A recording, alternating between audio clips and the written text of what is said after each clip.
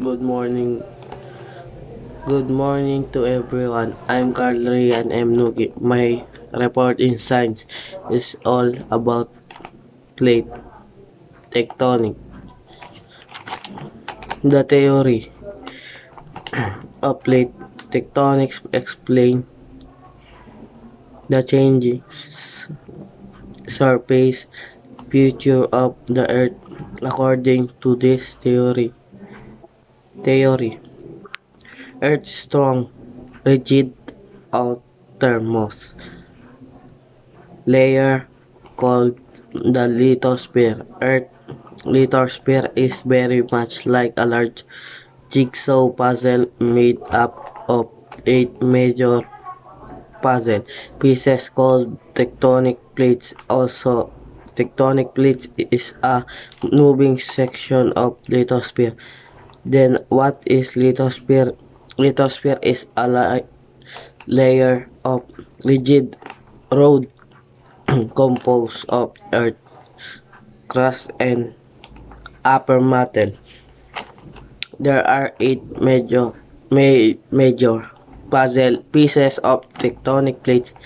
There are African plate, Antarctic plate, Eurasian plate, Australian plate, Nazca plate, North American plate, a Pacific plate, and South America plate. The major plates, together with some smaller ones like the Philippine Sea plates and Juan de Fuca plate, lie on top of the asthenosphere and move relative to one another. Asthenosphere is a layer of the mantle which flows slowly over geologic geologic time. Major plate boundaries. Boundaries of boundaries find out how tectonic plates with and without continents differ in how they interact at their plate boundaries. What is plates? Boundaries. Plates boundary is where tectonic plates meet. Tectonic plates move relative to one another at their boundaries. There are 3 types of plate boundaries: divergent boundary, divergent boundary, convergent boundary, transform fault boundary. Divergent boundary where neighboring plates move away from each other. Convergent boundary where neighboring plates move toward each other, and the transform fault boundary is where neighboring plates slide past each other. The Philippine Sea plate is found in the western side of the Pacific plate is from a convergent boundary with the Eurasian plate and with the Indo-Australian plate. When two tectonic plates converge, the denser oceanic plate sinks into the asthenosphere below trenches.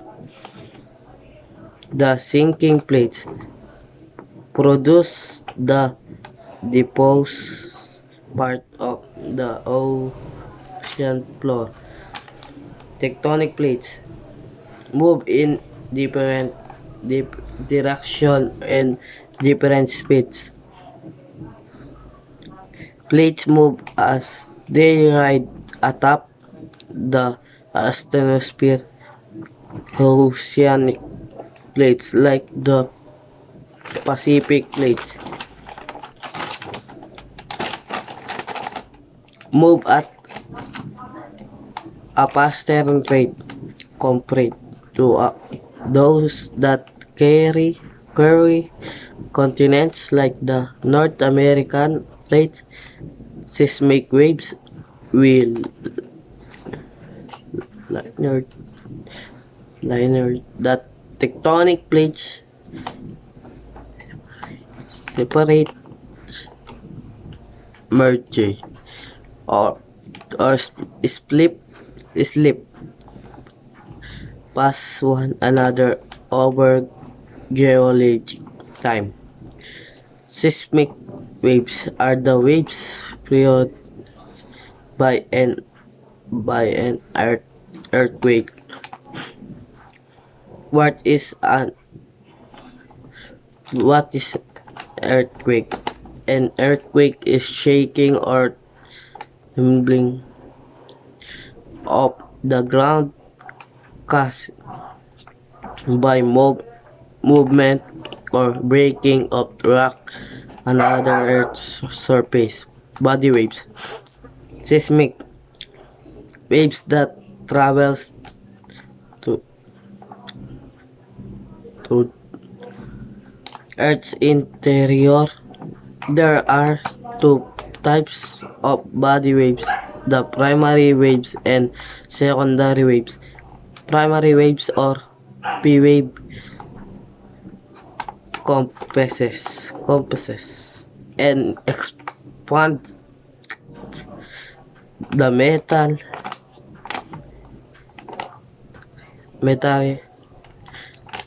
the which is it moves a long long e wave, and the secondary wave or S wave by the particles of its medium up and down and side to side, a transverse wave. Surface waves are seismic wave that travels on Earth's surface. They behave very much like pulse on water. They are described as thrust waves. They also come in two types, love waves and relay waves, named after their discoverer Augustus Love for love waves, and Lord Rayleigh for relay waves. Love wave is a surface wave that causes ground axis to move horizontally from side to side, while relay wave is a surface wave that causes ground to roll over in a backward motion. Earth interior. The sisters interest in seismic waves led them to the discovery of Earth layer in 1906. Richard Oldham, an Irish geologist, discovered that Earth had a distant core in 1909. A Croatian seismologist Andrea Mohorovic Mohorovic Mohorovic Mohorovic pronounced Mohorovic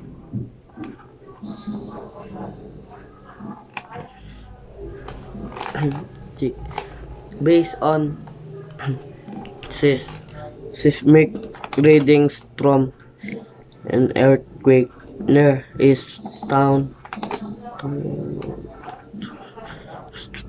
discovered that Earth had a thin outer crust which served as a boundary to the underlying layer of a denser material, the mantle.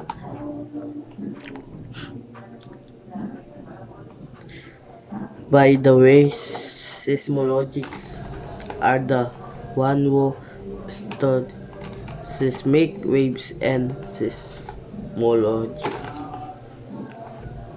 means study and measurement of seismic waves. Mohorovic discontinuity means crust and mantle. Benno Gutenberg and German American seismologists established the location of the core mantle boundary at a depth of 2,900 km and finally in 1936 apa niche seismology angry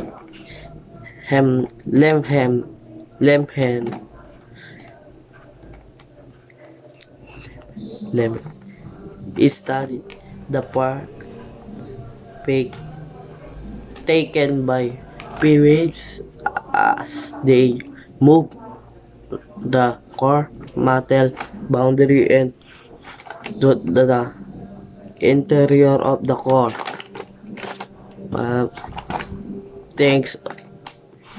Thanks all my report. Thanks ako na. That's all my report and thank you for listening. Bye po.